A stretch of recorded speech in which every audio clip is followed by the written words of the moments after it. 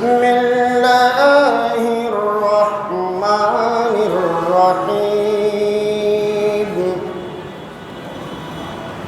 আর-রহমানু আল্লামাল কুরআন। সাদাকাল্লাহুল মাওলানাল আযীম ওয়া বাল্লাগানা রাসূলুহুন নাবিয়ুল হাবিবুল শফিউল কারীম ওয়া নাহনু আলা যালিকা মিনাশ শাহিদিন ওয়াশ শাকিরিন। রব্বি সাল্লি ওয়া সাল্লিম ওয়া বারিক আলাইহি।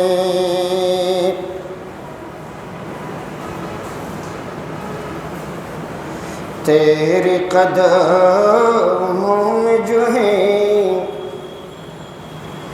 गैरों का क्या देखे, तेरी कदमों में जो है गैरों का क्या देखे, कौन नजरों में चढ़े देखो के तलवार तीरा। আমার আল্লাহ বলেন বিসমিল্লাহির রহমানির রহিম। আর-রহমানু আল্লামাল কুরআন। रहमान ने अपने महबूब को कुरान सिखलाया।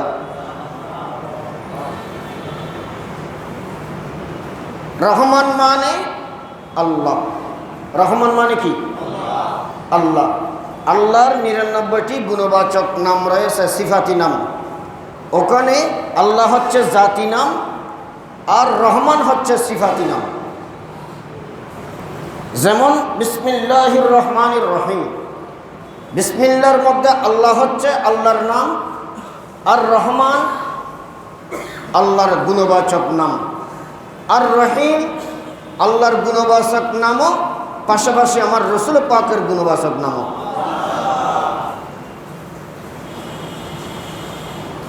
রহমান এখানে আল্লাহ আয়াতের শুরুতে আল্লাহু আল্লামাল কুরআন বলেন নাই। কথাটা খুবই গুরুত্বমূলক আলোচনা, আপনাদেরকে একটু বুঝতে হবে। এখানে আল্লাহ আল্লাহু আল্লামাল কুরআন, আল্লাহ চাইলে এইভাবে আয়াতের মধ্যে বলতে পারতেন না? জোরে বলেন না, পারতেন কিনা? কিন্তু আমার আল্লাহ বলেছেন আর-রহমানু আল্লামাল কুরআন। কেন আল্লাহর ডাইরেক্ট নাম উল্লেখ না করে রহমান শব্দ কেন উল্লেখ করেছেন? এখানে বোঝা যাচ্ছে আয়াতের দ্বারা আল্লাহ এখানে রহমান শব্দ ব্যবহার করেছেন এই জন্যে, রহমানুদ দুনিয়া ওয়াল আখিরা, আল্লাহ হচ্ছে দুনিয়ার জন্য রহমান, আখিরাতের জন্য রহিম। জোরে বলুন না সুবহানাল্লাহ। আল্লাহ হচ্ছে দুনিয়ার জন্য কি? রহমান, আখিরাতের জন্য রহিম। এ আল্লাহ দুনিয়ার মধ্যে রহমান, রহমান মানে দয়ালু। রহমান মানে কি? দয়ালু। আল্লাহ অতি দয়ালু, আল্লাহ খুবই দয়ালু। আল্লাহ দুনিয়ার এমন আল্লাহর সৃষ্টির মধ্যে গর্তের পিঁপড়া থেকে শুরু করে আল্লাহর সৃষ্টির মধ্যে কেউ উপবাস আসেনি? আছে কেউ উপবাস নেই? আল্লাহ হিন্দু, বৌদ্ধ, খ্রিস্টান, অন্তর্জাতি, বর্তজাতি আল্লাহর সৃষ্টি জগতের মধ্যে কেউ উপবাস নেই। আল্লাহ আপন দয়ার গুণে সবাইকে খাওয়াচ্ছেন। সুবহানাল্লাহ। আর-রহমানু আল্লামাল কুরআন, আল্লাহ নিজের দয়ার গুণে আল্লাহর প্যারা মাহবুব নবীকে কোরআন শিক্ষা দিয়েছেন? জোরে বলুন না সুবহানাল্লাহ। এগুলো বুঝতে হবে, এগুলো আমরা বুঝতেছি না তো, এই জন্য বাতিল ফিরকারা কোরআন পড়েও পথভ্রষ্ট হয়। যারা দুশমনে রসুল, দুশমনানে আহলে বাইতে রসুল, তারা কোরআনের আয়াতের অর্থ তাফসীর বুঝে না বিদায় তারা পথভ্রষ্ট হয়। কোরআন পড়ে কিন্তু বুঝে না। আল্লাহ আল্লাহর হাবিবকে কোরআন শিক্ষা দিয়েছেন কোথায়? দুনিয়ায় নয়, বলেন না। দুনিয়ায়, জান্নাতে নয়। আল্লাহর কুদরতের একটা ইউনিভার্সিটি আছে। আল্লাহর কুদরতের একটা ইউনিভার্সিটি আছে, বিশ্ববিদ্যালয়। ওখানে শিক্ষক একজন, ছাত্র একজন। জোরে বলুন না সুবহানাল্লাহ। শিক্ষক একজন, ছাত্র একজন। শিক্ষক হচ্ছেন খোদা লা ইলাহা ইল্লাল্লাহ, আর ছাত্র হচ্ছেন মুহাম্মাদুর, জোরে বলুন না সুবহানাল্লাহ, সাল্লাল্লাহু আলাইহি ওয়াসাল্লাম। হুজুরে পাক সাল্লাল্লাহু আলাইহি ওয়াসাল্লাম আমাদের ক্লাসের মধ্যে, আমি আপনাদেরকে বোঝানোর জন্য একটা উদাহরণ দিই। ক্লাসের মধ্যে আমরা ছাত্রদেরকে পড়াই, কিন্তু ছাত্র যেদিন কম আসে সেদিন আমাদেরকে পড়াতে ইচ্ছা হয় না। বলি যে আজকে আমাদের ভালো লাগতেছে না, অন্যদিন পড়াবো। আচ্ছা, কি ভালো লাগতেছে না কি জন্য? তোমরা ছাত্র কম আসছো এটা বলতেছি না, কিন্তু ছাত্র কম থাকাতে, কম আসাতে আজকে কোরআন হাদিস পড়ানোর জন্য আমার ইচ্ছা হচ্ছে না, এটা বলি না। আমরা বলি কি, আজকে ভালো লাগতেছে না, তোমাদেরকে পড়াবো না। তো ছাত্র ক্লাসে কম উপস্থিত হলে নারে তাকবীর, নারে রিসালাত, নারে গাউসিয়া, আল্লামা কামালউদ্দিন রদবী সাহেব, উলামা আহলে সুন্নাত, আল্লাহুম্মা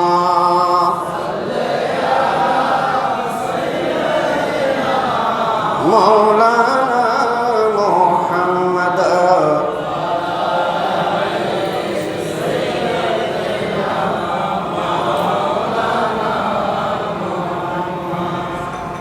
ছাত্ররা যখন কম আসে ক্লাসে, তখন আমরা বলি আজকে ভালো লাগতেছে না, তোমাদের কাজকে পড়াবো না। তখন ছাত্ররা বলতে পারে না, সাহস করে না, হুজুর আজকে একটু পড়ান। কিন্তু আসলে আমাদের ব্যায়াম হচ্ছে কোথায়? ছাত্র কম আসার কারণে আমাদের মনে চাচ্ছে না পড়ানোর জন্য। আল্লাহ, তুমি কুদরতের ইউনিভার্সিটিতে শিক্ষক একজন, ছাত্র একজন। আল্লাহ, তোমার কিভাবে ভালো লাগলো একজন ছাত্র পড়ানোর জন্য? কেন ইচ্ছা হলো? আল্লাহ, তোমার কি না পড়ানোর জন্য কোনো অনুভূতি ছিল না? যেহেতু ছাত্র একজন, ছাত্র কজন? ছাত্র। আল্লাহর কুদরতের ইউনিভার্সিটিতে ছাত্র একজন, শিক্ষক একজন। শিক্ষক হচ্ছেন আর রহমান, আর আমার রসুল হচ্ছেন আল্লামাল কোরআন। আল্লাহ কোরআন শিক্ষা দিয়েছেন তার প্রিয় মাহবুব নবীকে আল্লাহর কুদরতের কোলে বসাইয়া। আল্লাহ, তুমি কি অন্য ছাত্রদেরকে আমার নবীর সাথে নিলেন না কেন?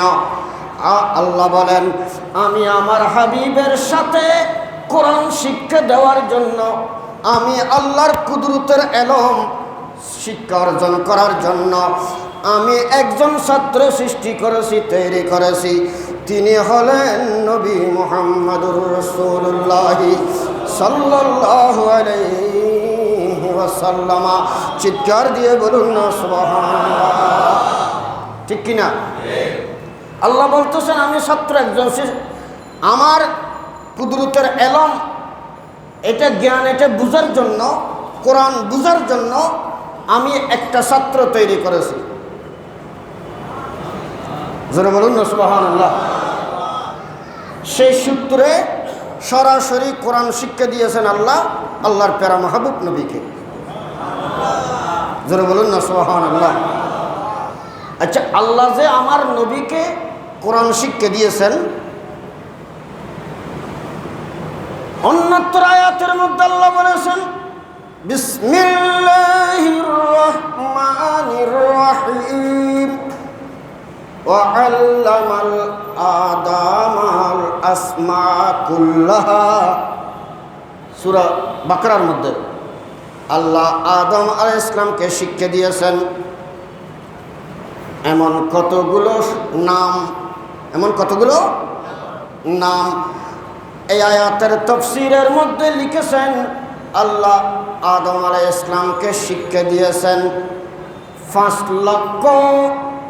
আল্লাহ 5 লক্ষ নাম আদম আলাইহিস সালামকে শিক্ষা দিয়েছেন, অর্থাৎ 5 লক্ষ ভাষা আল্লাহ আদম আলাইহিস সালামকে শিক্ষা দিয়েছেন। সুবহানাল্লাহ। কত? পৃথিবীর মধ্যে ভাষা কয়টা আছে? পৃথিবীর মধ্যে কতটি ভাষা আছে আমরা সঠিকভাবে বলতে পারি না।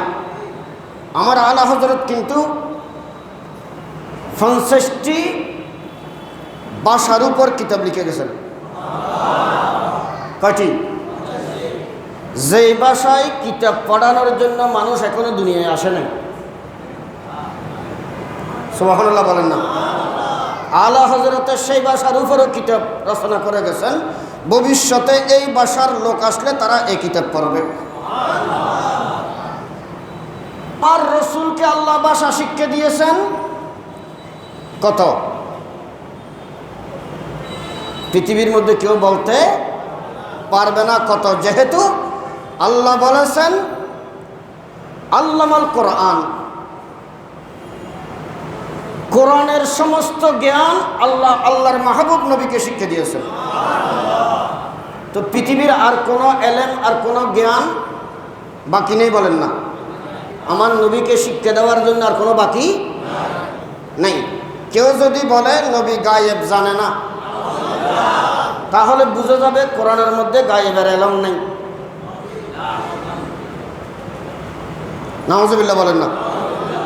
তো কোরআনের মধ্যে সব কিছু আছে না? আল্লাহ বলতেছেন তিবিয়ানান লিকুল্লি শাইইন। কোরআনের মধ্যে সব কিছুর বর্ণনা আছে, বিশদ বর্ণনা আছে। তো আমরা যদি কেউ বলি নবীকে আল্লাহ গায়েবের এলম শিক্ষা দেয় নাই, তাহলে বুঝতে হবে কোরআনের মধ্যে সব এলম আছে কিন্তু গায়েবের এলম নেই। এখন কি আপনারা সেটা বলবেন? আর এখানে আলেমারা হুজুররা বুঝবেন আল্লামা এটা মাজির সিগা, আরবি গ্রামার অনুযায়ী ওয়াহেদ মুজাক্করের শব্দ। ওয়াহেদ মুজাক্কর আল্লামা, এটা আল্লামা ইউআল্লিমু তালিমান বাবে তফিল থেকে। এটার হাসিয়ত হচ্ছে মুবালাগা। বাবে তফিলের একটা হাসিয়ত হচ্ছে মুবালাগা। হাসিয়ত মানে বৈশিষ্ট্য, মুবালাগা মানে আল্লামাল কোরআন। আল্লাহ বলেছেন আর রহমান ও আল্লামাল কোরআন। আল্লাহ আমার নবীকে এমনভাবে শিক্ষা দিয়েছেন যে শিক্ষার মধ্যে আর কোনো শেষ নাই। আমার নবীকে কারো কাছে গিয়ে একটা শব্দ যাতে শিখতে না হয়, সমস্ত কুল কায়নাতের জ্ঞান আল্লাহ আমার নবীকে শিক্ষা দান করেছেন। জোরে বলুন না সুবহানাল্লাহ। এখন যারা বলেন নবী গায়েব জানে না, আমরা বলবো যে তারা ডামিস। তারা কি? আর কিছু বলতে পারবো না, আর কোনো ভাষা নেই আমাদের। আল্লাহ যেখানে আর রহমান আল্লামাল কোরআন বলে ফেলেছেন, তো এখানে আল্লাহ কোরআন শিক্ষা দিয়েছেন কাকে? আমার নবীকে বলেন না, কাকে? সেই সূত্রে আমার রসুল আল্লাহর ছাত্র। জোরে বলুন না সুবহানাল্লাহ। আমার রসুল পাকের শিক্ষককে লা ইলাহা ইল্লাল্লাহ। প্রত্যেকে পড়েন আমার মুখে মুখে, ক্বালা রাসূলুল্লাহি সাল্লাল্লাহু আলাইহি ওয়াসাল্লাম আনা বুইস্তু মুআল্লিমান। আমার নবীর হাদিস, আমার রাসূল ইরশাদ করছেন হে আমার উম্মতরা তোমরা শোনো, আমি তোমাদের কাছে প্রেরিত হয়েছি শিক্ষক হিসেবে। জোরে বলুন না সুবহানাল্লাহ। কি হিসেবে? আরো জোরে বলেন, কি হিসেবে? আমার নবীকে আল্লাহ দুনিয়াতে পাঠিয়েছেন, আমার রাসূল দুনিয়াতে প্রেরিত হয়েছেন, এসেছেন শিক্ষক হিসেবে। জোরে বলুন না সুবহানাল্লাহ। আমার নবীর শিক্ষককে আর গোটা দুনিয়ার শিক্ষককে আমার রাসূল। সুবহানাল্লাহ। আমার রাসূল কি? আমার রাসূল কি? তো নবী গায়েব জানে না মানে শিক্ষকের সাথে বেয়াদবি করে না? কি করা? তো যারা ওয়াহাবি জামাতি আহলে হাদিস মাযহাবি আছে তারা বেয়াদব। তারা কি? কার সাথে বেয়াদবি করে? শিক্ষকের সাথে বেয়াদবি করে। আপনারা কি আমাকে ভুল বুঝবেন? এখন আসেন, দেওবন্দ মাদ্রাসার একজন হুজুর, আমি নাম বলতেছি না, নাম বললে মুখ নাপাক হয়ে যাবে, এই জন্য আমার আলা হযরত কিতাব লিখতেন, লিখার সময় কোনো বাতিলের নাম লিখতে হলে তিনি কলমটা বাম হাতে নিতেন। কোন হাতে? কিতাব লিখতেন, লিখার সময় হঠাৎ করে কলমটা বাম হাতে নিল, তো লিখতেছে, হুজুরের ছাত্ররা দেখতেছে হুজুর কি লিখতেছেন বাম হাতে, দেখা যাচ্ছে বাতিলের নাম লিখতে হলে কিতাবের মধ্যে তিনি ডান হাতে লিখতেন না, বাম হাতে লিখতেন। জোরে বলুন না সুবহানাল্লাহ। এখন চিন্তা করে দেখেন আলা হযরত কাকে বলে? তিনি কে?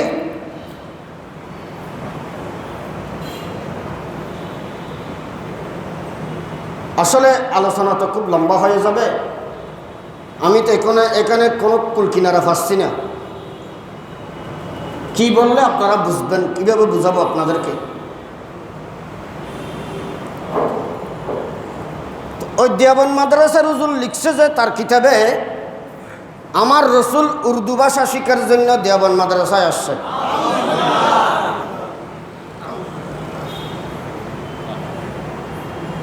বিচারটা আপনাদেরকে দিলাম, আপনারা কি বিচার করবেন? আল্লাহ বলতেছেন আর রহমান আল্লামাল কোরআন। আল্লাহর হাবিবকে এমনভাবে শিক্ষা দিয়েছেন, আল্লাহর হাবিবকে যাতে দুনিয়ায় গিয়ে কারো থেকে একটা শব্দ শিখতে না হয়।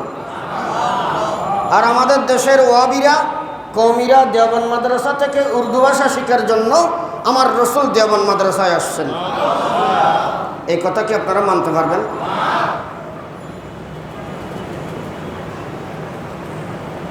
এই জন্য ওয়াহাবি হান্ডা আসল আমাদের সামনে আসে না। এই কথার কি উত্তর দিবে সে? কোরআনের সাথে মিলেছে? আরে কথা বলেন না কেন? এটা সরাসরি কোরআনের সাথে সাংঘর্ষিক না? আল্লাহ বলতেছেন আর রহমান আল্লামাল কোরআন, আর ওয়াহাবিরা বলতেছে কওমিরা রাসূল উর্দু ভাষা শেখার জন্য দেওবন্দ মাদ্রাসায় আসছে। কত বড় বেয়াদবি নবীর শানে! আমাদের দেশে আরেকজন মোল্লা যেখানে যেরকম পরিবেশ সেই পরিবেশ বুঝে ওয়াজ করে, এনায়েতুল্লাহ আব্বাসী, সে আমাদের সাতকানিয়া লোহাগাড়া সুনতি, ওখানে 19 দিন ব্যাপী সিরাতুন নবী মাহফিলে ওয়াজ করছে। রাসূল পাক সাল্লাল্লাহু আলাইহি ওয়াসাল্লামের সাথে কেউ বেয়াদবি করলে তার শাস্তি হচ্ছে কতল, মৃত্যুদণ্ড। এটা তো আমাদের দাবি, ঠিক কিনা? আর তার দাদা কারামত আলী জৈনপুরি তার কিতাবের মধ্যে জখিরায়ে কারামতের 2য় খণ্ডের মধ্যে লিখছেন, নামাজের মধ্যে নবীর খেয়াল আসার চেয়ে গরু গাদার খেয়াল আসা উত্তম।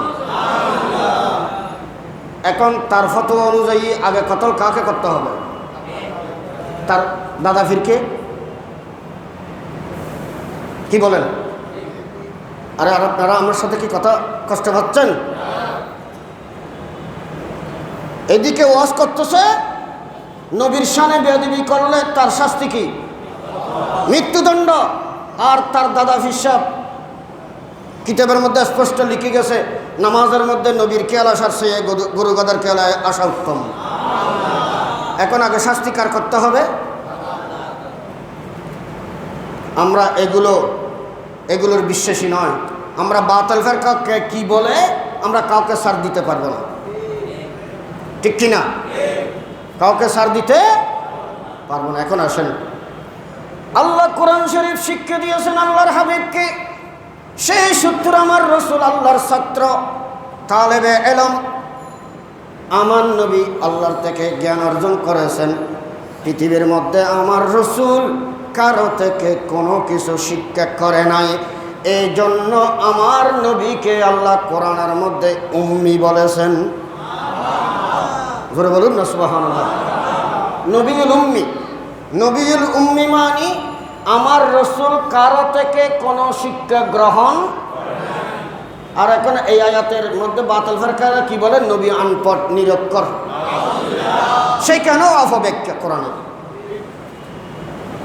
আল্লাহ কি বলছেন আর তারা কি বলতেছেন। শুধু তা নয়, আমার রসুল ইমামে হাসান হোসেন রাদিয়াল্লাহু তাআলা আনহুমাকে এক ভাই আর এক ভাইয়ের 15 দিনের বড় ছোট। কয় দিনের? 15 দিনের বড় ছোট। ইমামে হাসান দুনিয়াতে আসার 15 দিন পরে ইমামে হোসেন মা ফাতেমার শেকমে পাকে আসছেন। জোরে বলুন না সুবহানাল্লাহ। কয় দিনের? মাত্র 15 দিন। আমরা হলে কি করতাম? এই সন্তান কিভাবে নষ্ট করা যায়? 15 দিনের মাথায় আর একটা সন্তান এসে গেল, ডাক্তারের কাছে যাব কিনা, অপারেশন করব কিনা, ওয়াশ করব কিনা, অনেক বেজালের মধ্যে পড়ে যেতাম। মা ফাতেমা জানেন যে এখানে আমার কোনো টেনশনের ব্যাপার নেই, আল্লাহ পাক আমাকে দিয়েছেন, আমি নিয়েছি। যেহেতু আমার নবী বললেন ইন্নাল হাসানা ওয়াল হুসাইনা সাইয়্যিদা শাবাবি আহলিল জান্নাহ, নিশ্চয় হাসান হোসেন বেহেশতি যুবকদের সরদার। ইমামে হোসেন রাদিয়াল্লাহু তাআলা আনহুমা দুনিয়াতে আসার সাথে সাথে আমার রসুল ডান কানে আযান দিয়েছেন, বাম কানে ইকামত দিয়েছেন, এবং আমার রসুল একটি খেজুর চিবাইয়া তাদেরকে মুখের মধ্যে ঢুকাই দিয়েছেন।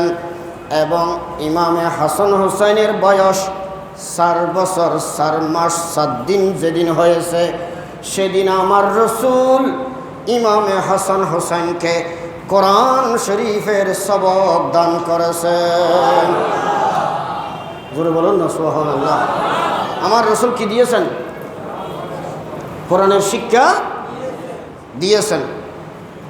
এখন ইমাম হাসান হোসেনের সরাসরি শিক্ষককে আমার রসুল বলেন না, কে? আমার রসুল। তো ইমাম হাসান হোসেনকে যে এলম দান করেছেন, সে এলম কার? আল্লাহর দেওয়া এলম। আল্লাহ আমার নবীকে দিয়েছেন। আমার নবী কাকে দিয়েছেন? হাসান হোসেনকে দিয়েছেন। এবং আমার নবী বলেছেন আনা মদিনাতুল ইলমি ওয়া আলিয়ুন বাবুহা, আমি রাসূল এলমের শহর, ওই এলমের শহরের দরওয়াজা হচ্ছে আমার মাওলা আলী শেরে খোদা। চিৎকার দিয়ে বলুন না সুবহানাল্লাহ। মাওলা আলী রাদিয়াল্লাহু তাআলা হচ্ছে এলমের দরওয়াজা, গেট। কারো কাছে কোরআন সুন্নাহর এলমের প্রয়োজন হলে মাওলা আলীকে সালাম করে তাজিম করে আমার নবীর দিকে যেতে হবে। জোরে বলুন না সুবহানাল্লাহ।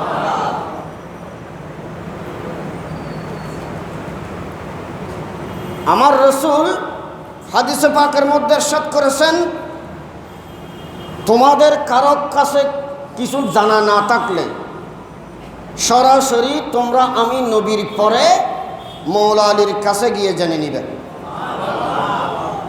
জোরে বলুন না সুবহানাল্লাহ। আরো জোরে বলেন।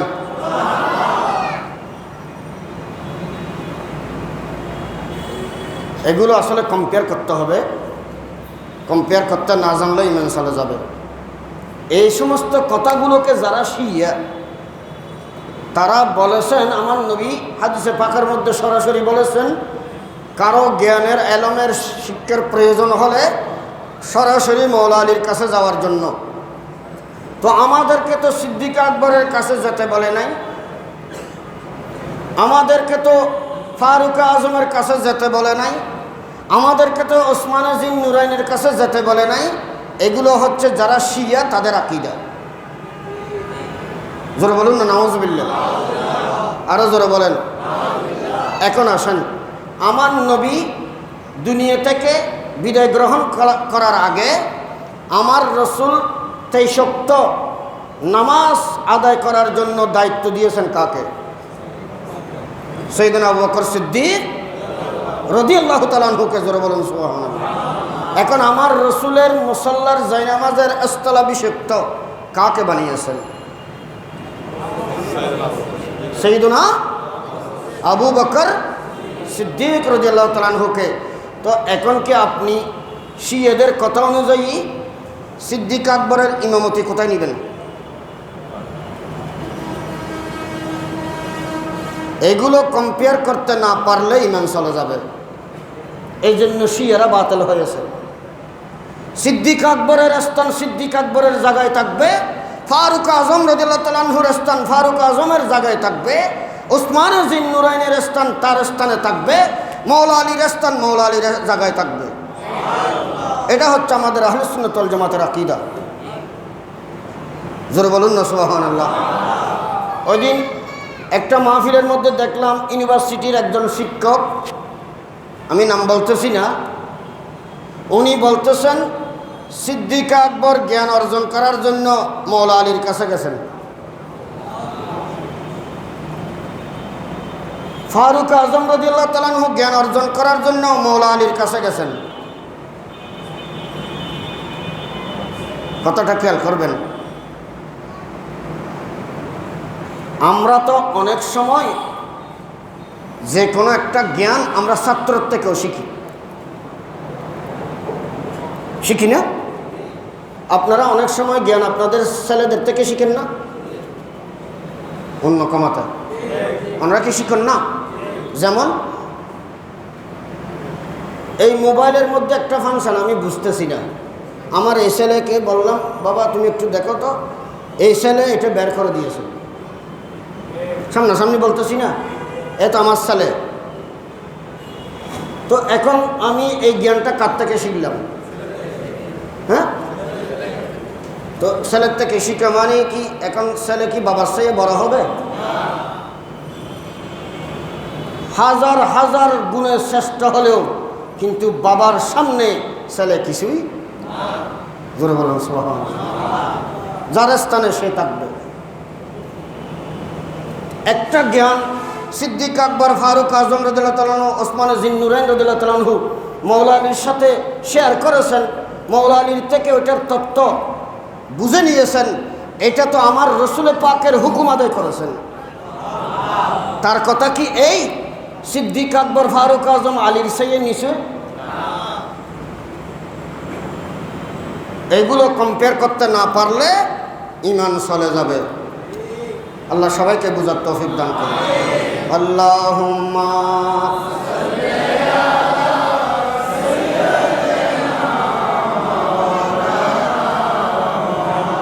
ওয়া আলা আলি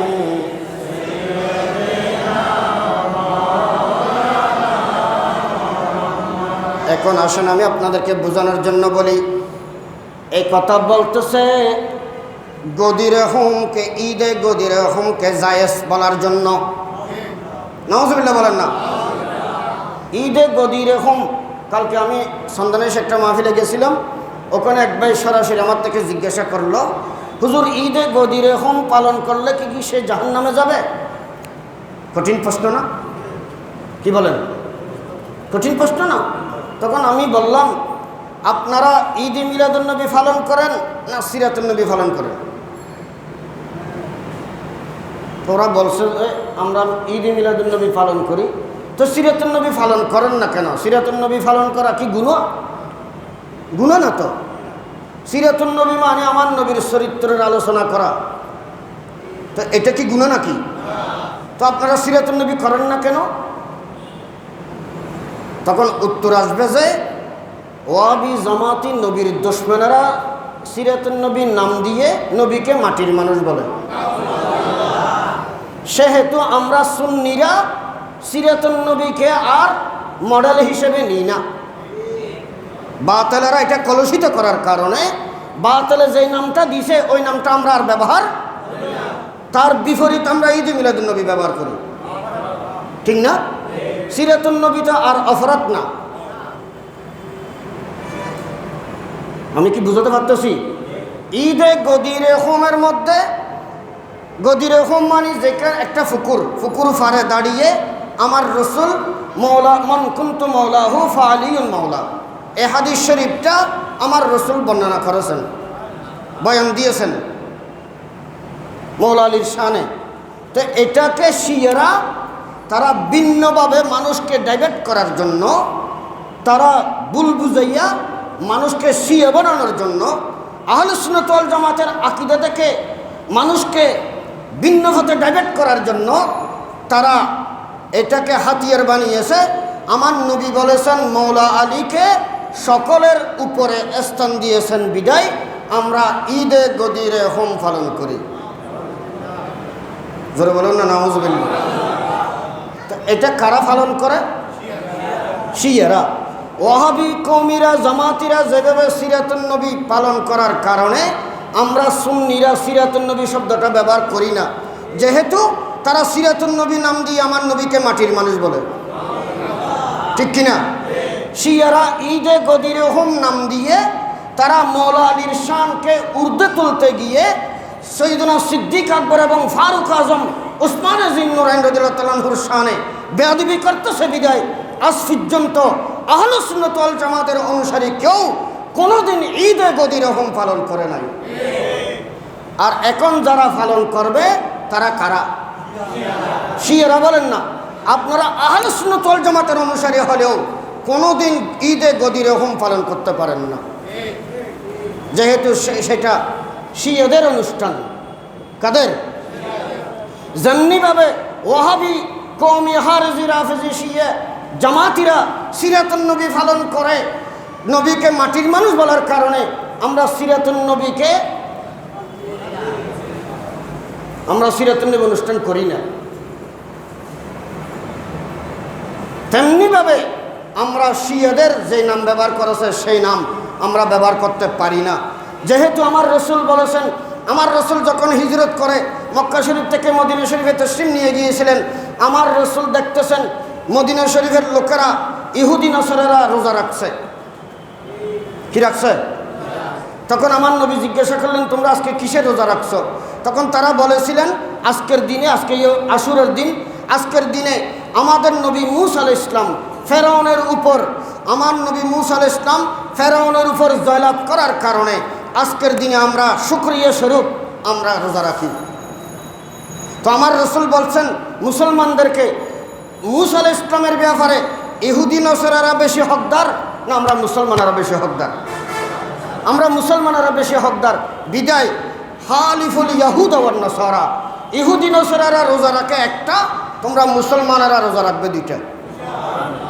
জোরে বলুন না সুবহানাল্লাহ। তো রোজা একটা না রাখতে বলছেন? হ্যাঁ, না রাখতে তো আমার নবী বলেন নাই, কিন্তু দুইটা রাখতে বলছেন কেন? ইহুদি নসরার বিপরীত করার জন্য। তো শিয়ারা যেটা করবে আমরা আহলুস সুন্নাত ওয়াল জামাতেরা সেটার বিপরীত করব, ঠিক কিনা? আমরা ওয়াহাবি জামাতিরা নবীর দুশমনেরা যেটা করবে আমরা সেটা করব না, আমরা সেটার বিপরীত করব। এগুলো হচ্ছে শরীয়ত। এগুলো না বুঝার কারণে আজকে মুসলমানেরা ডাইভার্ট হচ্ছে। সাবধান, যে সমস্ত ফিরেরা ঈদে গদিরে হোম পালন করবে ওই সমস্ত ফিরকে তালাক দেওয়া প্রত্যেক মুরিদের জন্য ফরজ। আল্লাহুম্মা সাল্লি আলা সাইয়্যিদিনা মুহাম্মাদ ওয়া আলা আলি সাইয়্যিদিনা মুহাম্মাদ আমার কথা আমি আরেক দিকে চলে গেলাম। আমাকে এলমে দ্বীনের গুরুত্ব, এইটাও এলমে দ্বীনের মধ্যে পড়ছে। আপনারা আজকে সবাই ছাত্র, আমরা হলাম শিক্ষক এই মাহফিলের মধ্যে।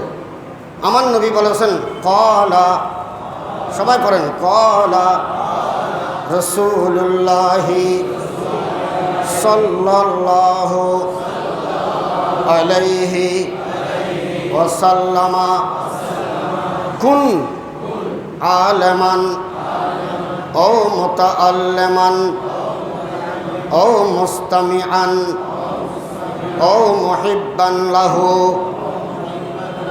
ফালা তাকুনিল খামেসা ফাতাহলিক। আমার নবী ইরশাদ করছেন, উম্মত কুন আলেমান, তোমরা আলেম হও। কি হও? জোরে বলুন না সুবহানাল্লাহ। তোমরা কি হও? আলেম হও। নওমুল আলেমে খায়রুম মিন ইবাদাতিল জাহেল। আমার নবীর হাদিস। সাধারণ ইবাদতকারী বান্দা যারা আল্লাহর ইবাদত করে, ওই সমস্ত বান্দারা সারা দিন রাত যেমনিভাবে ইবাদত করুক না কেন, একজন আলেম তার পাশে যখন ঘুমাবে, ওই ইবাদতকারীর ইবাদতের চেয়ে একজন হক্কানি আলেমের ঘুম অনেক গুণ শ্রেষ্ঠ। জোরে বলুন না সুবহানাল্লাহ। অনেক গুণ। কার ঘুম? একজন হক্কানি আলেমের ঘুম 1000 ইবাদতকারীর বান্দার চেয়েও শ্রেষ্ঠ। এটা কে বলেছেন? আমার নবী বলেছেন। কে বলেছেন? আমার রসুল বলেছেন, ফদলুল আলেমে কাফদলে আলা আদনাকুম। তোমরা সাধারণ মানুষ এবং আলেমের মধ্যে কতদূর সম্মানের ব্যবধান, আমি নবী এবং সাহাবা ইকরামদের মধ্যে যতটুকু ব্যবধান মর্যাদার দিক দিয়ে, সাধারণ মানুষের উপরে একজন আলেমের মর্যাদা ততটুকু। জোরে বলুন না সুবহানাল্লাহ। একজন হক্কানি আলেমের মর্যাদা এতটুকু। শয়তান একদিন মসজিদের দরজায় দাঁড়িয়ে আছে, আমার রসুল নামাজ পড়ে বের হচ্ছেন, শয়তানকে দাঁড়ানো অবস্থায় দেখলেন। এখানে এই কিতাবের মধ্যে আছে হাদিস। তো আমার রসুল বললেন, এই শয়তান তুই কোথায় যাস? তুই এখানে দাঁড়িয়ে থাকছিস কেন? বললেন, আমি আমার কাজ তো মসজিদের মধ্যে ঢুকে মানুষের অন্তরের মধ্যে অসওয়াসা সৃষ্টি করে মানুষের নামাজ নষ্ট করে দেয়া। তো তুই এখানে দাঁড়িয়ে আসস কেন? তুই মসজিদে ঢুকতেছস না কেন? আমার রসুল তার থেকে সরাসরি ফটাস করছেন। তো সে বলল, শয়তান, আমি মসজিদের মধ্যে ঢুকতে পারতেছি না, আপনি রসুল তো বের হয়ে যাচ্ছেন। ওখানে যারা নামাজ পড়তেছে তাদের পাশে একজন আলেম ঘুমিয়ে আছে। কি আছে? শুয়ে আছে। তো ওনার কাছে ঘুম আসছে মনে হয়। তো আমি তার ভয়ে মসজিদের মধ্যে ঢুকতে পারতেছি না। কেন?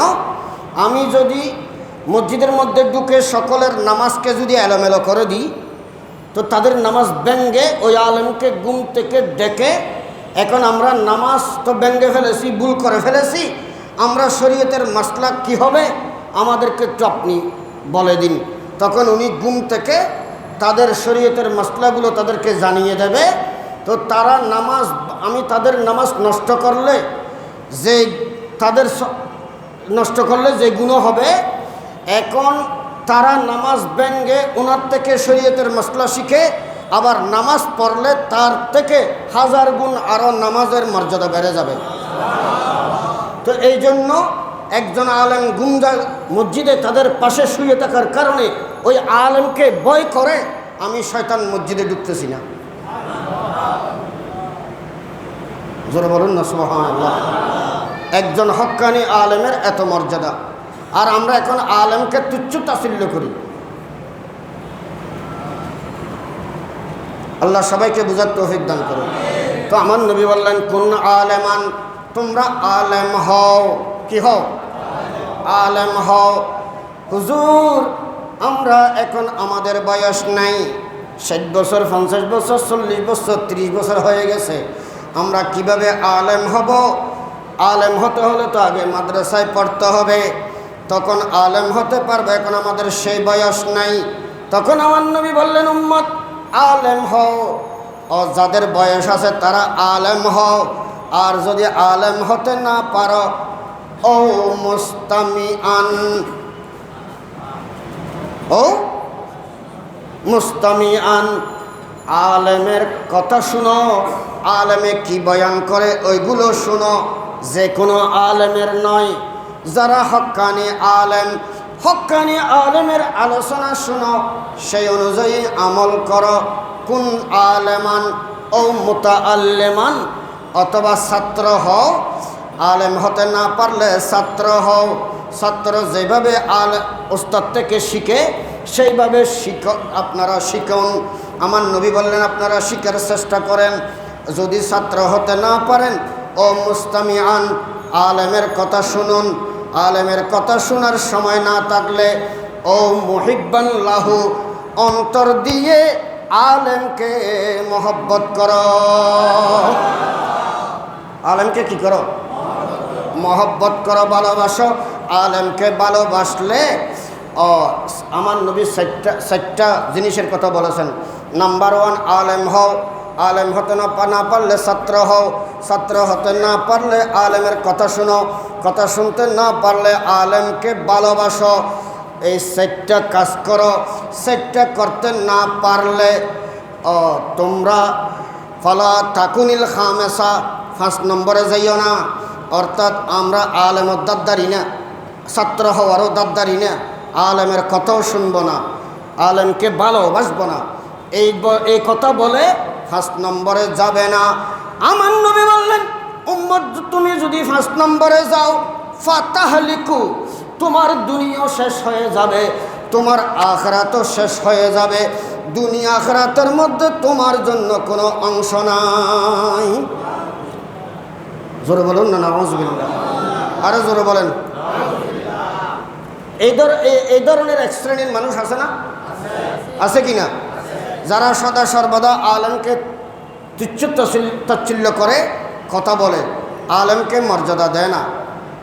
আমার নবী বললেন, উম্মত সবাই পড়েন, ক্বালা রাসূলুল্লাহি সাল্লাল্লাহু আলাইহি ওয়াসাল্লামা মান আকরামা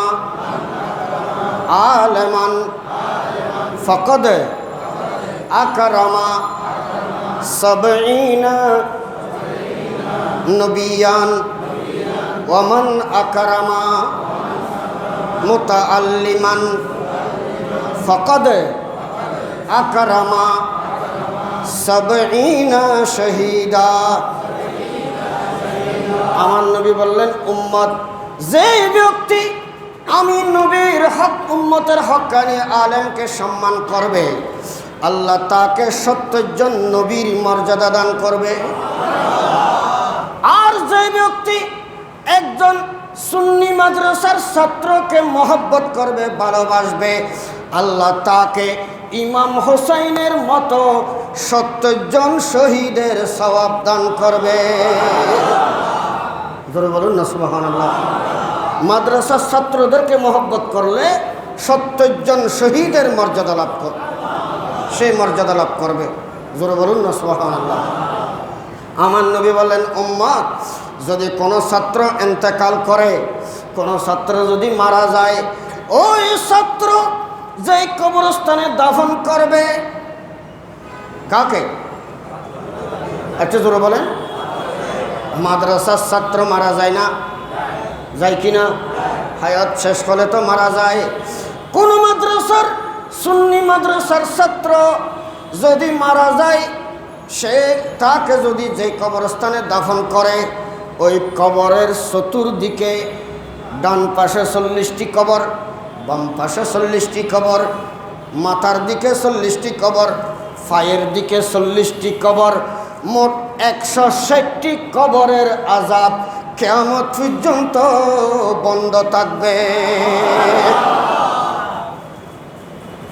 জোরে বলুন না সুবহানাল্লাহ। একজন ছাত্র যার কবর, মাদ্রাসার ছাত্রের কবর যেখানে হবে, চতুর্দিকে 160টি কবরের আযাব কিয়ামত পর্যন্ত বন্ধ থাকবে। আল্লাহু আকবার কবীরা। যারা সালাক তারা বলবে যে আমার কবরটা ওই মাদ্রাসার ছাত্রকে যেখানে দাফন করছে তার আশেপাশে দেওয়ার চেষ্টা করি। জোরে বলুন না সুবহানাল্লাহ। আচ্ছা, একজন ছাত্রের যদি এই মর্যাদা হয়, যেই কবরস্থানে একজন হক্কানি আলেমকে দাফন করা হয়েছে, ওই গোটা কবরস্থানের কি অবস্থা হবে? জোরে বলুন না সুবহানাল্লাহ। এই জন্য যেই কবরস্থানে একজন আল্লাহর ওলিকে দাফন করা হয়েছে, ওই কবরস্থানে কিয়ামত পর্যন্ত কোনো আযাব হবে না।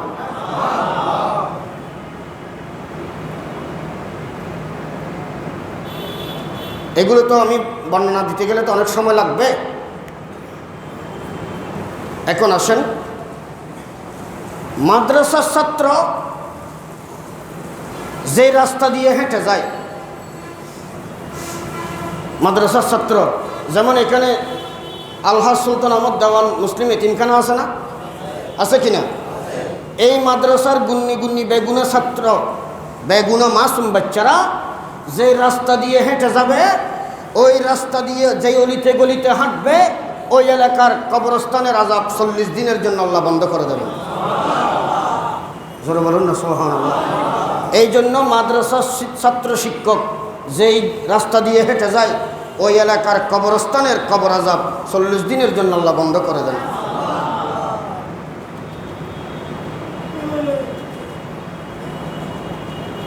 এখন তো আপনাদেরকে চিন্তা করা উচিত, আমরা কি করতেছি। আপনারা কি বলতে পারবেন আপনার কাছে 2জন ছেলে মেয়ে থাকলে একটা ছেলে মাদ্রাসায় দিছেন, এই কথা কেউ বলতে পারবেন?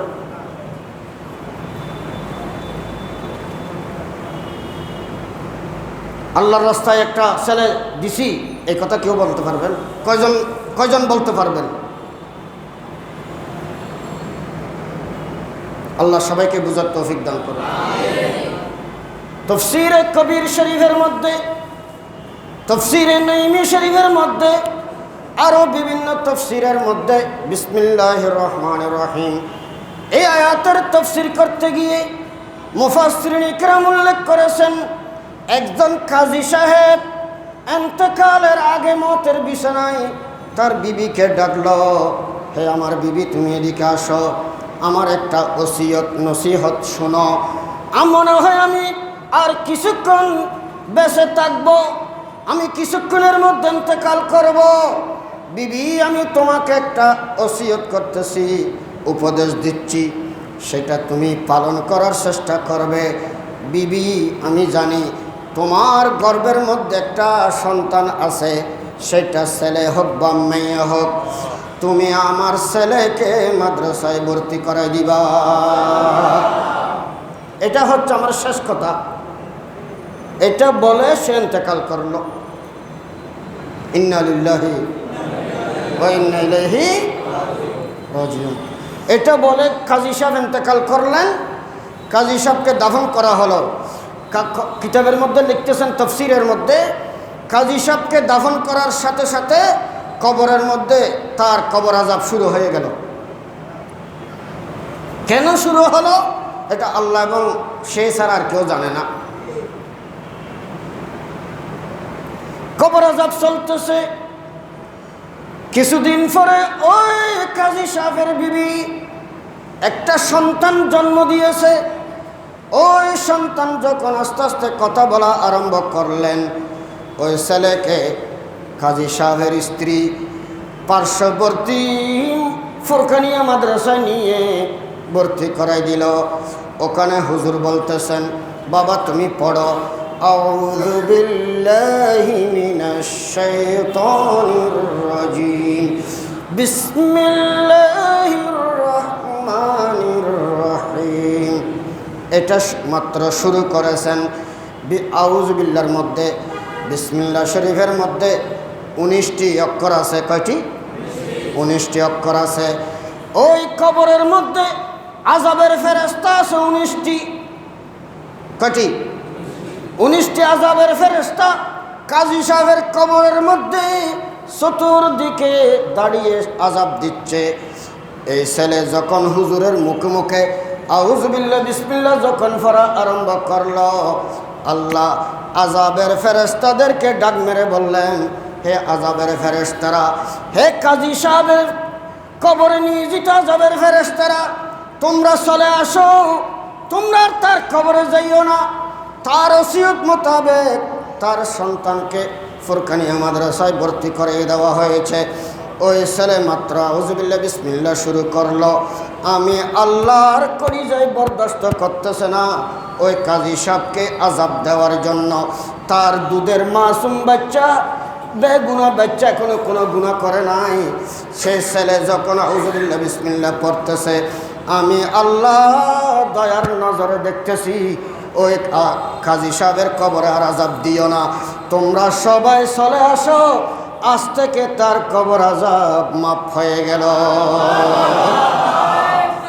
আল্লাহু আকবার, ইয়া রাসূলুল্লাহ, ইয়া দাস্তাগীর, জিন্দাবাদ জিন্দাবাদ।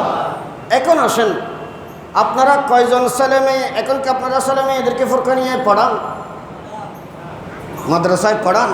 আপনারা তো ঘুম থেকে তুলে নিয়ে কেজি স্কুলে ইংরেজি ABCD পড়ার জন্য ছেলেদেরকে নিয়ে যান, আর কেজি স্কুলের মধ্যে পড়াচ্ছেন, টাকা তো আপনাদের, ছেলে আপনাদের, আপনারা যেখানে সেখানে পড়ান গা, আমার কোনো প্রশ্ন নেই, কিন্তু এলমে দ্বীন অর্জন করা, এটার থেকে কি আমরা দূরে থাকতে পারবো? আমাদের মুসলমানদের মৌলিক শিক্ষা কি? কোরআন না?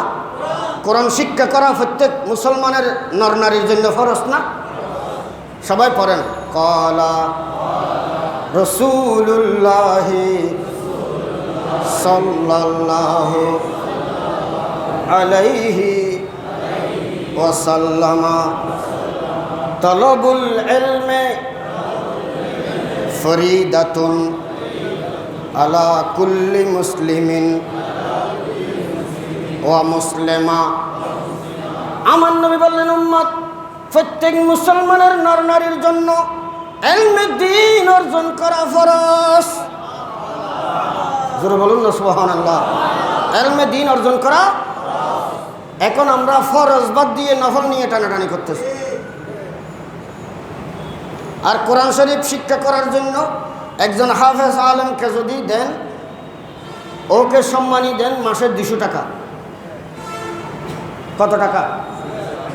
200 টাকা, 500 টাকা। আর কেজি স্কুলের ABCD যে পড়ায় তাকে 5000 টাকা। সে কিয়ামতের ময়দানত আল্লাহর কাছে চেহারা কেঙ্গরি দেখাবেন খনসন। ওনারা হইবেন দুজুর ওরা টিয়া বেচ দিলি বেগিন যাইছে যে বই হ্যাঁ না। সাবধান, টাকা দিলে খুশি হব তা নয়, আল্লাহ চাইবে আপনি কোরআনের প্রতি কতটুকু তাজিম দেখাইছেন, ঠিক কিনা? এখানে টাকার বিষয় নয়। ডাক্তার সাহেব রুগীকে জবাব দিল চট্টগ্রাম মেডিকেলে, ওকে আপনারা নিয়ে যান, ও আর বেশিক্ষণ বাঁচবে না। তখন ওখান থেকে ফোন দিল আপনাদের রেজবি সাহেবকে, হুজুর এখন আমার আব্বাকে তো ডাক্তারে জবাব দিয়েছে, এখন কি করব? একটা আপনি খতম পড়ান না, আমি আসতেছি।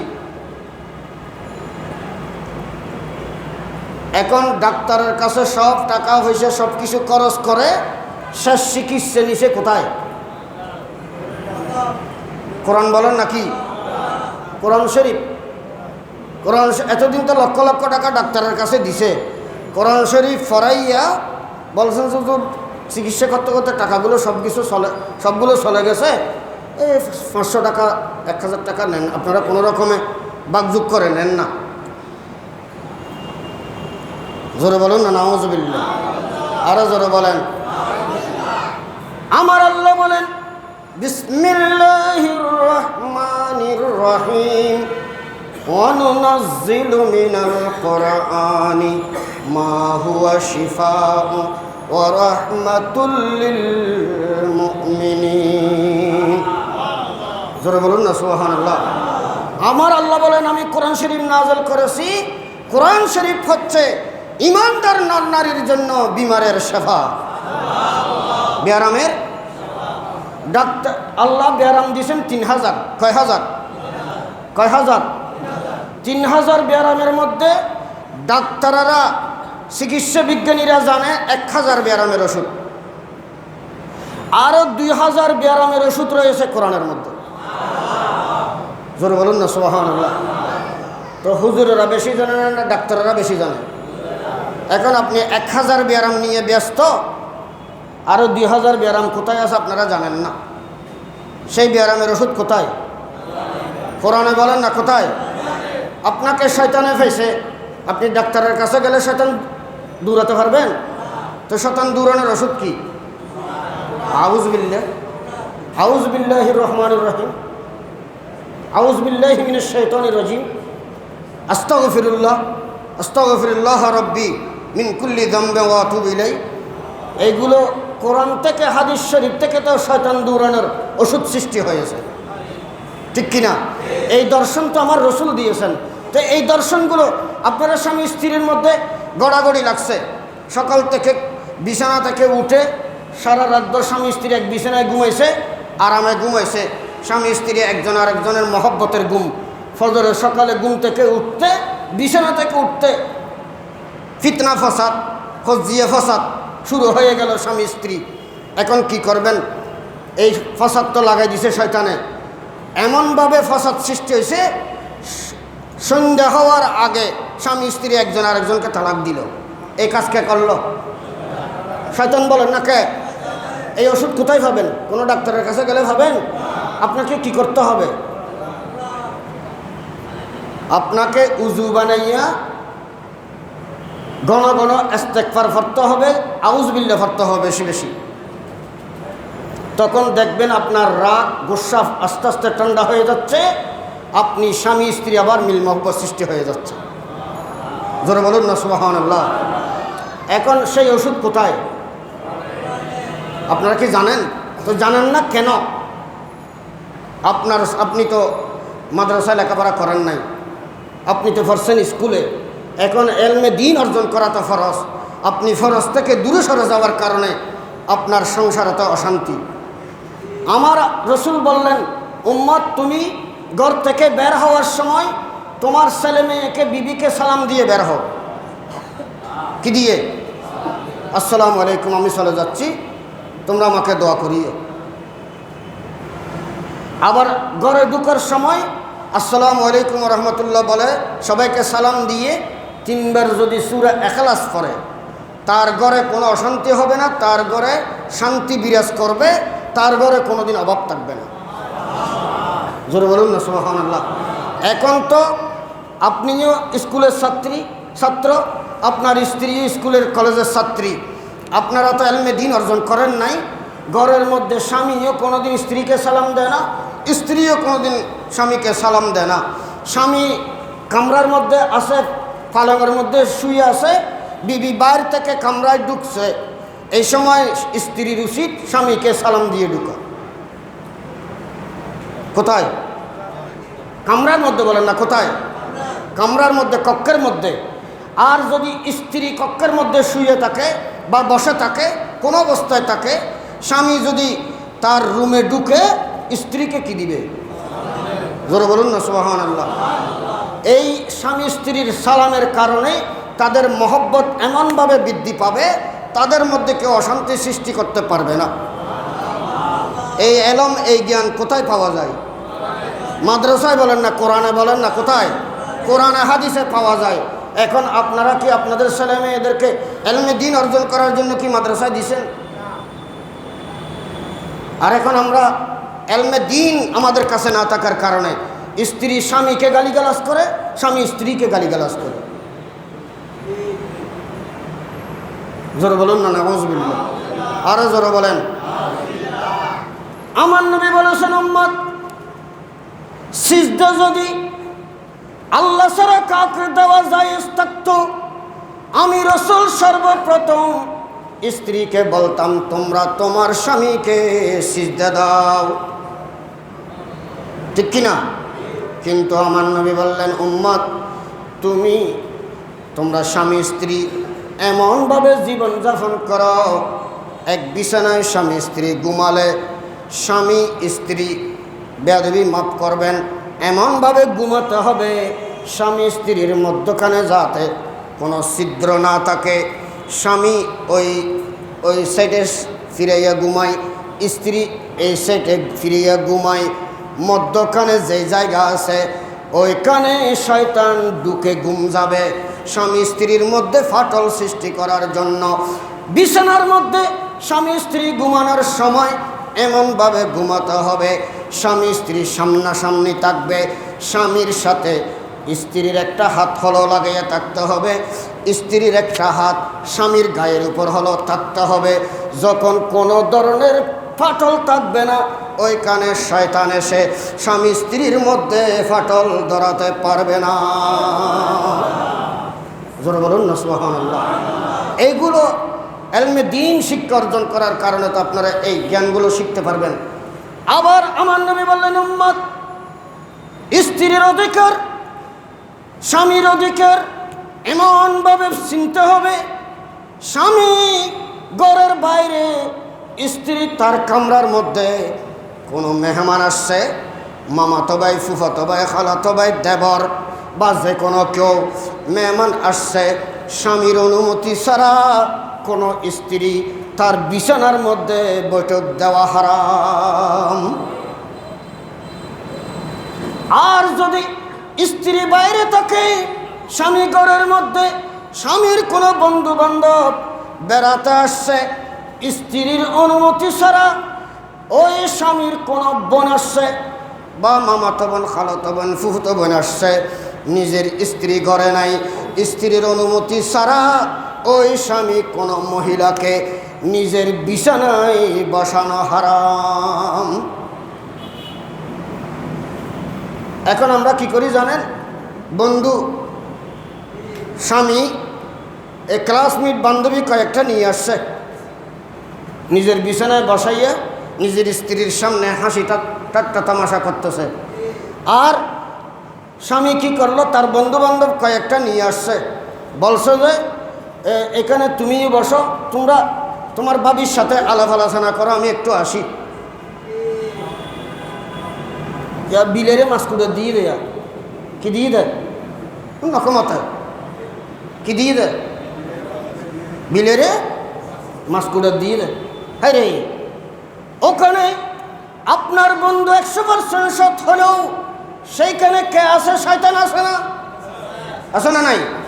শয়তান এমনভাবে সম্পর্ক গড়ে তুলবে যার নাম ফরকিয়া। যার নাম কি? ফরকিয়া। একদিন, দুদিন, 5 দিন আপনি বন্ধুকে গড়ে এনে নিজের বিছানায় বসাইয়া নিজের স্ত্রীর সাথে কথা বলতে বলতে এমনভাবে ফরকিয়ার মধ্যে লিপ্ত হয়ে যাবে, এটা আপনার দিমাগে নাই, যেহেতু আপনি তো ইলমে দ্বীন অর্জন করেন নাই। ঠিক কিনা? ইলমে দ্বীনের গুরুত্ব এত বেশি যে যেটা আমি অল্প সময়ের মধ্যে কোনো অবস্থাতে আপনাদের খেদমতে এত আলোচনা করতে পারবো না। মক্কা শরীফের মধ্যে তাফসীরের মধ্যে আছে, মক্কা শরীফের মধ্যে তখন তো ইহুদি, নসারা, খ্রিস্টান সবাই একসাথে মক্কা শরীফের মধ্যে তওয়াফ করত। এগুলো আগের কথা বলতেছি। ওখানে একটা ছেলে হাতিমে কাবার সাথে এভাবে ডেলান দিয়ে কাঁদতেছে মক্কা শরীফে, আল্লাহর ঘরের পাশে। আরেকজন ইহুদি ওই ছেলে থেকে জিজ্ঞাসা করলো, বাবা তুমি কাঁদতেছো কেন? বলেন, আমি কাঁদতেছি যে আমার পরীক্ষা চলতেছে, আমার পরীক্ষার ফিস বেতন দিতে পারি নাই, গরিব হওয়ার কারণে আমি দারুল আরকাম মাদ্রাসার ছাত্র। দারুল আরকাম মানে যেই মাদ্রাসা মক্কা শরীফে আমার নবী নিজে যেই মাদ্রাসা প্রতিষ্ঠা করেছেন, ওই মাদ্রাসার ছাত্র আমি। আমার আব্বা গরিব হওয়াতে আমি ফিস বেতন দিতে পারি নাই, হুজুর আমাকে পরীক্ষার হল থেকে বের করে দিয়েছে, আমি এখানে বসে বসে কাঁদতেছি, আর কি করব? তাহলে তুমি তালেবে এলম, এলমে দিন অর্জনকারী ছাত্র? বললেন হ্যাঁ। শোনো বাবা, তোমার পরীক্ষার ফিস বেতন কত লাগবে? বললেন আমার পরীক্ষার ফিস বেতন লাগবে 10 টাকা, সেই সময়ের কালের 10 দিরহাম। উনি বললেন ধরো আমার পকেট থেকে এই 10 টাকা নিয়ে তুমি পরীক্ষার হলে ঢুকে যাও ফিস বেতন দিয়ে। তোমার যেদিন তৌফিক থাকবে সেদিন আমাকে আমার টাকা মনে চাইলে দিবে, না হয় আমি তোমাকে মাফ করে দেব।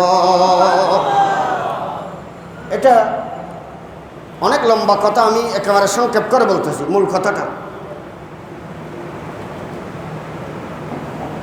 উনি টাকা দিয়েছে যে উনি মুসলমান নয়, উনি এক ইহুদি মুসলমানের ছেলেকে 10 টাকা সাহায্য করছে এলমে দিন অর্জন করার জন্য। জোরে বলুন না সুবহানাল্লাহ। এলমে দিন অর্জন করার জন্য একজন ইহুদি মুসলমানের ছেলেকে সাহায্য করছে। ওই দিন ইহুদি রাত্রে ঘরে ঘুমাইছে, ঘুমের মধ্যে অর্ধরাত্রি গভীর ঘুম। মদিনাওয়ালার রাসূল এসে ওই ইহুদিকে ডাক দিল, এই ইহুদি তুমি তো মুসলমান নয়। আমার মুসলমানের ঘরের ছেলে মক্কা শরীফের পাশে বসে বসে কাঁদতেছিল, পরীক্ষার ফিস বেতন দিতে পারে নাই। ওইখানে হাজার হাজার মুসলমান আসছিল, কোনো মুসলমান জিজ্ঞাসা করে নাই এই ছেলে কেন কাঁদতেছে। তুমি ইহুদি হয়ে আমার এলমে দিন অর্জনকারী ছাত্রকে তুমি 10 টাকা সাহায্য করেছ। আমি মদিনাওয়ালা রাসূল তোমার কাছে আসলাম। তুমি এতদিন ইহুদি ছিলা, এখন তুমি আর ইহুদি থাকতে পারবে না। আমি নবীর দিকে একটু দেখো। তখন তিনি দেখতেছেন ইনি তো শেষ নবী। আমার নবীকে দেখে এমন মনটা গলে গেল, হুজুর আমি আপনার মুসলমানের একজন ছেলেকে 10 টাকা 10 দিরহাম দান করেছি, এলমে দিন অর্জন করার জন্য সাহায্য করেছি। হুজুর তো আপনি আমার ঘরে চলে আসছেন গভীর রাত্রে। আমার নবী বললেন আমি এমনি আসি নাই, তুমি এলমে দিন অর্জন করার জন্য 10 টাকা দান করার কারণে আমি রসুল এটা মদিনা পাকের রওজা শরীফ থেকে দেখে আসিলাম। আমি রসুল আজকে আসছি তোমাকে ঈমান দিয়ে মুসলমান বানিয়ে জান্নাতে ঢুকে দেওয়ার জন্য। সুবহানাল্লাহ, আল্লাহু ইয়া রাসূলুল্লাহ অবস্থা কি জিন্দাবাদ। এখন আপনারা চিন্তা করেন, অনেক মুসলমানের ছেলেরা কিন্তু মাদ্রাসার ছেলেদেরকে দান করে না। স্কুল কলেজের মধ্যে নামের জন্য 4 তলা 5 তলা বিল্ডিং পর্যন্ত দিয়ে দেয়, আর মাদ্রাসার ছেলেদের জন্য ঠিকভাবে যাকাত ফিতরের টাকাগুলো হাতে উঠে না। বড় ভাবতে অভাব লাগে, যেগুলো আমার মুসলমানদের চরিত্র আসলে এগুলো বলা দুঃখজনক। একজন আলেমকে সাহায্য করা মানে ইসলামকে সাহায্য করা, ঠিক কিনা?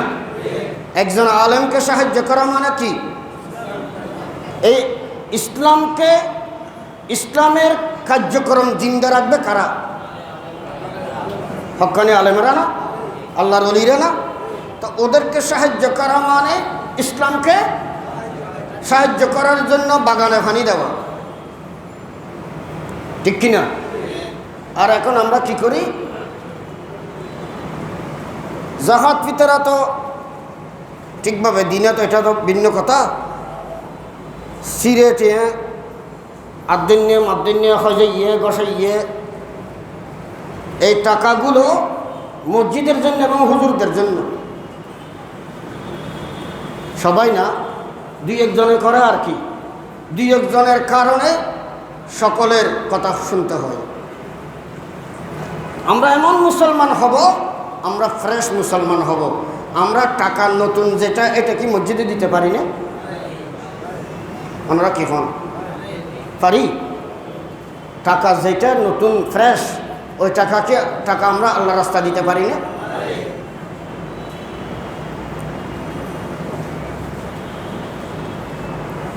বিসমিল্লাহির রহমানির রহিম।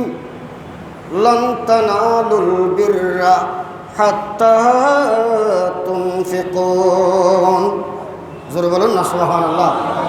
এই আয়াত যখন নাজিল হয়েছে, এই আয়াত শরীফ যখন নাজিল হয়েছে, সাহাবায়ে কেরাম জিতে দিল একজন আরেকজনের সাথে। যতক্ষণ আল্লাহ বলতেছেন, যতক্ষণ পর্যন্ত তোমরা নিজের প্রিয় বস্তু যেটা বেশি ভালোবাসো সেই প্রিয় জিনিস আল্লাহর রাস্তায় দান করতে পারবে না, ততক্ষণ পর্যন্ত তোমাদের কোনো কিছু আল্লাহর দরবারে কবুল হবে না। এই আয়াত নাযিল হওয়ার সাথে সাথে মা ফাতেমাতুজ জাহরা নিজের বিবার যে কাফড় ছিল, বিয়ের কাফড় স্মৃতিস্বরূপ সবাই রেখে দেয়, নারী পুরুষ সবাই রেখে দেয়। সবাই বলে যে আমি মতের সময় আমার হাটিয়ার উপর আমার বিয়ের শাড়িটা উলাস হিসেবে দিও, বলে না? কিন্তু মা ফাতেমা এই আয়াত নাযিল হওয়ার সাথে সাথে নিজের বিবার কাপড়টা এনে আমার নবীর হাতে দিল। ইয়া রাসূলুল্লাহ, এই কাপড়টা আল্লাহর রাস্তায় আপনার হাতে দান করে দেন। অনেক সাহাবায়ে কেরাম নিজের খেজুর বাগান যে 4-5টা থাকলে যেটাতে বেশি খেজুর ধরে ওইটা আল্লাহর রাস্তায় দান করে দিছে। এই আয়াত নাযিল হওয়ার পর এইভাবে সাহাবায়ে কেরামদের একটা অভ্যাস ছিল। তারা কিন্তু আমার নবী কি বলছেন জানেন? সাহাবায়ে কেরামরা যখন ভালো জিনিসটা সদা সর্বদা ইসলামের জন্য দিয়ে দিচ্ছে, তখন আমার নবী দেখেন কোরআন শরীফের আইনকে আমার রসুল কিভাবে সেটিং করতেছেন। তখন আমার রসুল বললেন, যারা জাকাত তুলতে যায়, জাকাতের কর্মচারী যারা, তোমরা জাকাত তুলতে যাওয়ার সময় তোমরা সাহাবায়ে কেরামরা তোমাদেরকে উত্তমটা ভালোটা দেওয়ার চেষ্টা করবে, এটা আমি জানি, কিন্তু তোমরা নিবে যে মধ্যমটা নিবে। জোরে বলুন না সুবহানাল্লাহ। আমার নবী উম্মতকে শিক্ষা দিয়েছেন, তোমরা একেবারে যেটা সেরা এটাও দিবে না, যেটা লো সেটাও দিবে না, নিম্নমানের সেটাও দিবে না, তোমরা মধ্যম পন্থা অবলম্বন করবে। মধ্যম গোসরের যেটা সেটা ইসলামের জন্য তোমরা দান করবে। জোরে বলুন না সুবহানাল্লাহ। দেখছেন ইসলামের, আমার রসুলের ইসলামের কি দর্শন। আয়াত নাযিল হয়েছে, আয়াত নাযিল হওয়ার পরে সাহাবায়ে কেরামরা চাচ্ছে ভালোটা দেওয়ার জন্য, কিন্তু আমার রসুল বললেন, এইভাবে যদি তোমরা ভালোটা দিতে থাকো তো অনেকে তো নিজের সব কিছু দিয়ে ফেলবে, ছেলে মেয়েদের জন্য কিছু রাখবে না,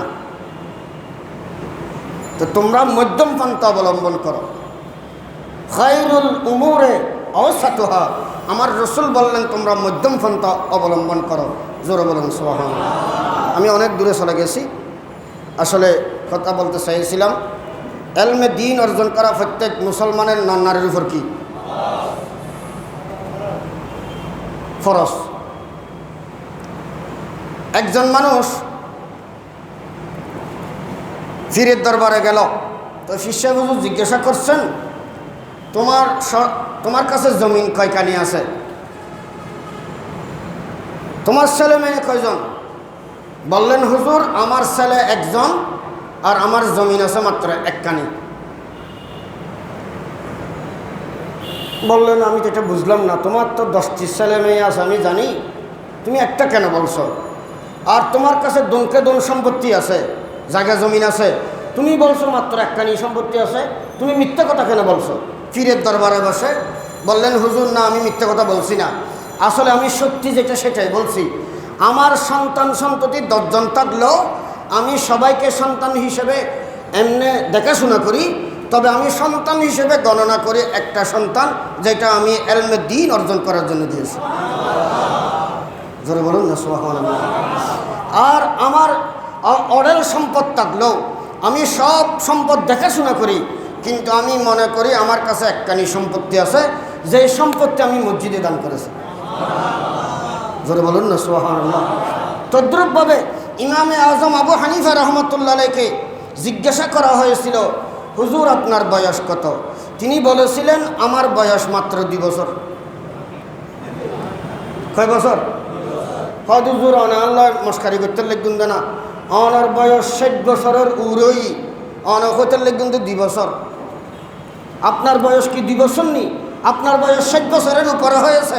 তিনি বললেন হ্যাঁ উপরে হয়েছে ঠিক, আমার বয়স 62 বছর, কিন্তু আমি 62 বছর গণনা করি না। আমি ইমাম জাফর সাদেক রাদিয়াল্লাহু তাআলা আনহু, যিনি আওলাদ রাসূল ছিলেন, তার হাত আমি বায়াত গ্রহণ করে আমার পীরের দরবারে ছিলাম 2 বছর। কয় বছর?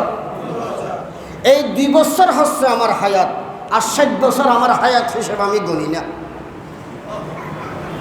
জোরে বলুন না সুবহানাল্লাহ।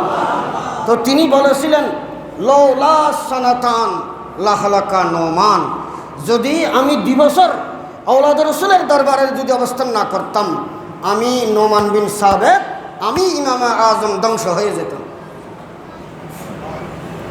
এই জন্য এক জামানা সোহবতে বাউলিয়া বেহতর আজ সদ সাল তাআত বেরিয়া সালাতুনিয়া।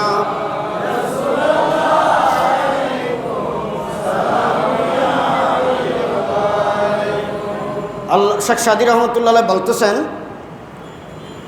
আল্লাহর ওলিদের দরবারে কিছুক্ষণ বসা মানে 100 বছর নফল ইবাদতের চেয়েও উত্তম। সুবহানাল্লাহ বলেন না। ওলির দরবারে বসা এটা এমন একটা ইবাদত, এটা কোত্থেকে আসলো? এটার দলিল কোথায়? এটার দলিল হচ্ছে আমার রসুলকে কোলে তুলে নিয়ে গারে সুরের মধ্যে সিদ্দিক আকবর রাদিয়াল্লাহু তাআলা আনহু 3 দিন 3 রাত ছিলেন। কদিন? কোলে তুলে নিয়ে আমার রসুলকে আরাম ফরমাইয়াছিলেন, কিন্তু সেখানে সিদ্দিক আকবর নামাজও পড়তে পারে নাই, তাসবিহ তাহলিলও পড়তে পারে নাই, ইবাদতও করতে পারে নাই। তিনি ছিলেন আমার নবীকে কোলে তুলে নিয়ে আমার রসুলের চেহারা মোবারক শুধু দেখেছিলেন। জোরে বলুন না সুবহানাল্লাহ। তো মা আয়েশা সিদ্দিকা জিজ্ঞাসা করেছিলেন, ইয়া রাসূলুল্লাহ, আজকে তো আকাশে বেশি তারকা দেখা যাচ্ছে, আকাশে যত তারা আছে সেই পরিমাণ ইবাদত করছে, যে আপনার উম্মতের মধ্যে কেউ আছে? মা আয়েশা সিদ্দিকা মনে করেছিলেন আমার রসুল আমার আব্বাজানের কথা বলবেন, কিন্তু আমার নবী তার ভিন্নভাবে উত্তর দিলেন। আমার রসুল বললেন আকাশে যত তারা আছে সেই পরিমাণ ইবাদত করছেন হযরত ওমর রাদিয়াল্লাহু তাআলা আনহু। জোরে বলুন না সুবহানাল্লাহ। মা আয়েশা সিদ্দিকা রাদিয়াল্লাহু তাআলা আনহা সাথে সাথে চেহারা মলিন করলেন। আমি মনে করেছিলাম আমার আব্বাজানের কথা বলবেন, সিদ্দিক আকবরের কথা। এখন আমার রসুলের জবান দিয়ে বের হয়ে গেলেন ফারুক আজমের কথা। তো এখন সিদ্দিক আকবরের অবস্থান কোথায়? তখন আমার রসুল তার উত্তর দিলেন, হে আয়েশা, সিদ্দিক আকবরের ইবাদতের কথা তো আমি তোমাকে গণনা করে বলতে পারবো না। ফারুক আজম আকাশের যত তারা সেই পরিমাণে ইবাদত করছে, আর সিদ্দিক আকবরের 3 দিন 3 রাত আমি রসুলকে কোলে তুলে নিয়ে, যে আমি নবীর চেহারা মোবারক দেখে দেখে কোলে তুলে নিয়ে আমাকে আরাম করিয়েছিলেন, সেই 3 দিন 3 রাতের সওয়াব এক জায়গায় রাখো। এক দিন 1 রাতের সওয়াব যদি এক পাল্লায় দেওয়া হয়, ফারুক আজমের ইবাদত যদি আরেক পাল্লায় দেওয়া হয়, ফারুক আজমের ইবাদত থেকে সিদ্দিক আকবরের 1 রাত 1 দিনের ইবাদত 100 গুণ কোটি গুণ বেশি হবে। জোরে বলুন না সুবহানাল্লাহ। যেহেতু আল্লাহু আকবার ওয়া রাসূলুল্লাহ জিন্দাবাদ। এইভাবে এখন চিন্তা করেন তো, ওমর রাদিয়াল্লাহু তাআলা আনহুকে দেখা মাত্র সিদ্দিক আকবর বললেন, ওমর তুমি ভিতরে ভিতরে আমরা না জানি মতো এত ইবাদত তুমি কোত্থেকে করছো, কিভাবে করছো? আমার রসুল তো বলে দিয়েছেন গোপন, তার গোপন নাই। যারা বলুন না সুবহানাল্লাহ। আচ্ছা, উনি হযরত ওমরকে ইবাদত করছেন কাউকে দেখে দেখে করছেন না গোপনে? তো গোপনে ইবাদত করছেন, যে এটার খবর কি আমার নবীর কাছে আছে? তাহলে বোঝা যাচ্ছে আমি আপনি ঘরে যেখানে যেভাবে আপনি চলেন না কেন, সব হিসাব আমার নবীর রাডারের মধ্যে উঠে যাচ্ছে। ঠিক কিনা? যেহেতু আল্লাহ বলেছেন ইয়া আইয়ুহান নবিয়্যু ইন্না রাসূলনাকা শাহিদাও ওয়া মুবাশশিরাও ওয়া নাযীরা, রাসূল নিশ্চয় আমি আপনাকে সাক্ষী হিসেবে দুনিয়াতে পাঠিয়েছি। তো সাক্ষী কাকে দেওয়া হয়? যিনি ঘটনা দেখছেন। ঠিক কিনা? এই আয়াতের মাতাহাত মুফাসসিরিন ইকরাম বলেছেন আমার রাসূল সর্ব জায়গায় আমার রাসূল উপস্থিত থাকতে পারেন। জোরে বলুন না সুবহানাল্লাহ। এখন বাতিল ফেরকারা বলেন নবী হাজার নাজার বললে শিরিক হবে। তো কোরআনের আয়াত কোথায় নিবে? কোরআনে বলতেছে নবী হাজার নাজার, আর আল্লাহ বলেছেন আর রহমান আল্লামাল কোরআন, আমি কোরআনের সব এলম আমার নবীকে শিক্ষা দিয়েছি। তো আমার নবীকে সব এলম যদি দান করে, তো হাজার নাজারের এলম আমার নবীকে দেয় নাই? এগুলো বুঝার জন্য মাথা লাগবে, মগজ লাগবে। আল্লাহ সবাইকে বুঝার তৌফিক দান করুন।